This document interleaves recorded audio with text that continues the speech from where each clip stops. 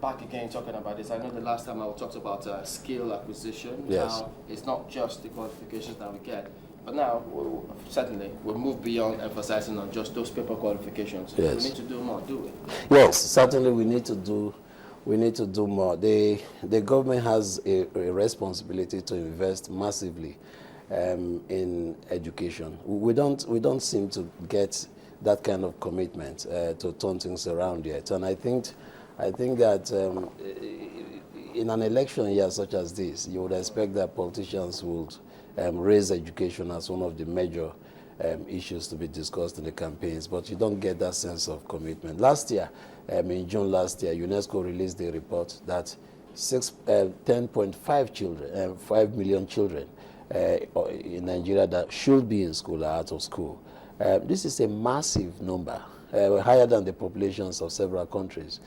You don't get that sense of commitment, not just only from government, but from all stakeholders. And I think that the way to go in order to demonstrate the kind of commitment we should have is probably to hold an education summit. We are all stakeholders, parents, educationists, development scholars, government agencies, donor agencies come together to chart a new course to revamp education in Nigeria. Do you think, first of all, that we should scrutinize that figure? 10.5 million children. Yeah.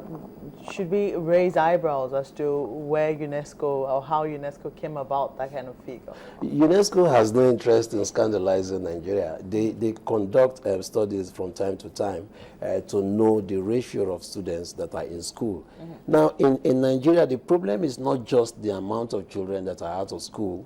Even those who are in the universities, who are in different stratas of educational system, do not get the kind of quality of education they should have. You find people who go, to school to sit for the school SAT exam, for instance, and they barely know how to read and write. People who are trained as lawyers do not get trainings in logical thinking and expressive skills. So the tendency is that a lot of our students do not get even the kind of quality of education that they should have.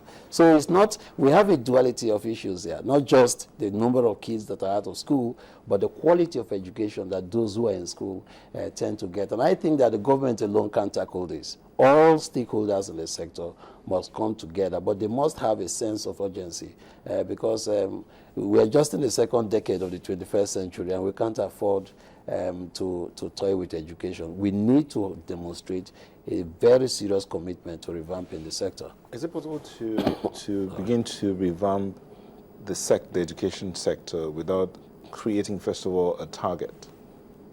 I mean, where's the nation headed to? Can we revamp the sector without looking at where the nation is going to? That's an interesting question. Typically, countries have what they call national policies of education. In Nigeria, we have a national policy education that sets out the specific framework, the kind of specific value systems and targets that educational systems should meet. But you see, as you know, having a framework is one thing, having it implemented at different levels of the educational system is another thing. You tend to find, even in primary and secondary schools, especially in the private, private schools, where they tell you in advance when you want to enroll your kids that they run American curriculum here, they operate British curriculum here. Sometimes they even tell you they operate both British, American, and Nigerian curriculum. And you wonder whether that kind of curriculum concoction is something that is in the first place recognized by law, and what kind of system will this be? Sometimes you ask, do they also run Nigeria curriculum in the US? You don't get that sense that people know exactly what they are doing. I suspect that is because our regulatory framework has collapsed. And then we do not have this sense of urgency in terms of what happens in the educational sector. So framework is good. Having a national policy on education is a fantastic thing.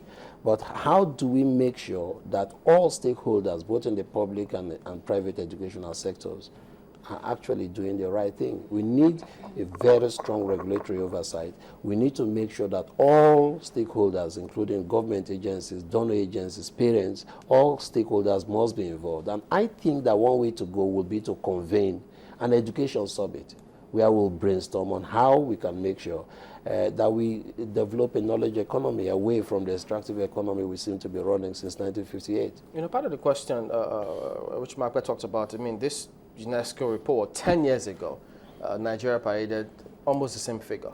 Now, 10 years after, similar figure.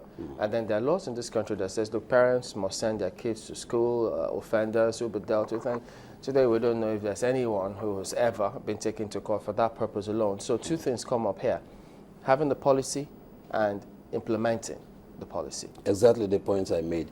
If we recognize that there is a crisis, I doubt if there are Nigerians that will dispute the fact that we have a crisis in our educational system. I have been in the sector for the past 20 years, and I know and I have seen gradually how systems have been sliding, how standards, from the recruitment of teachers to the design of curriculum to the quality of teaching, the extent of commitment. You know, just in your introduction, you mentioned something about how there has been strikes in all kinds of sectors, and these strikes, you know, do not just happen in the moment of epiphany. They actually happen because of a certain extent of disgruntlement in the system by stakeholders.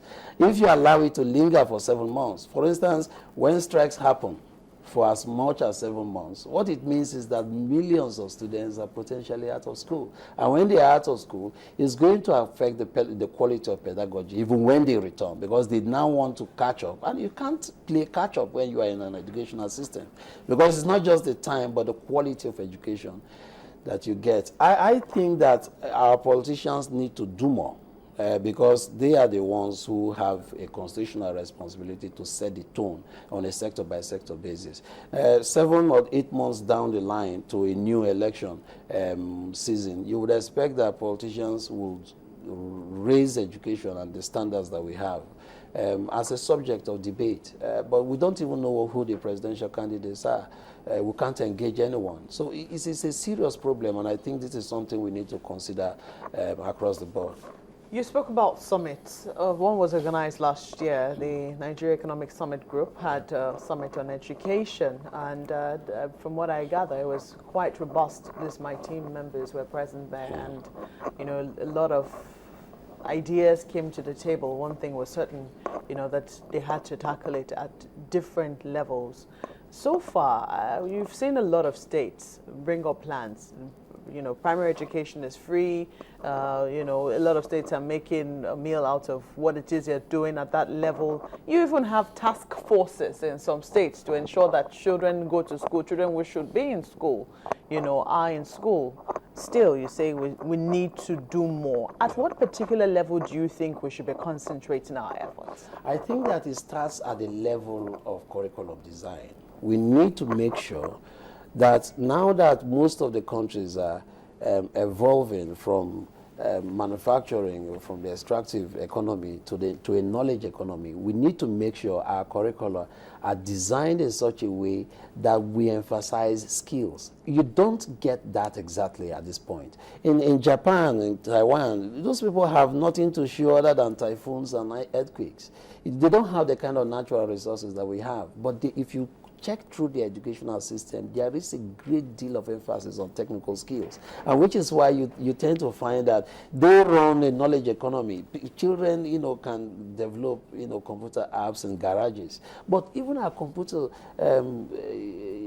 science students in the universities do not have access to computers. And I think that it's not just because those materials are not provided. It is because the curriculum design itself is faulty.